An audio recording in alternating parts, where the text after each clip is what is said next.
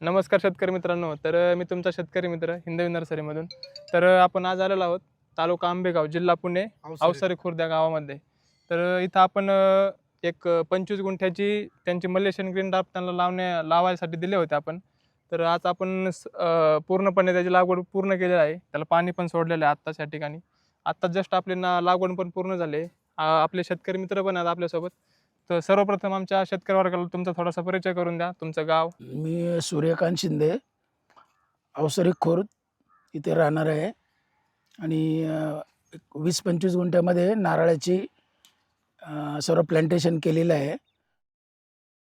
Malaysian green drop आणि बानवली या 2 प्रकारचे रोपं लावलेली आहेत.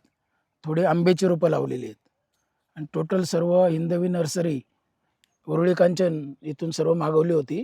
त्यांनी टोटल प्लांटेशन आपल्याला करून दिलेलं आहे. उत्तम प्रकारचं सहकार्य आहे.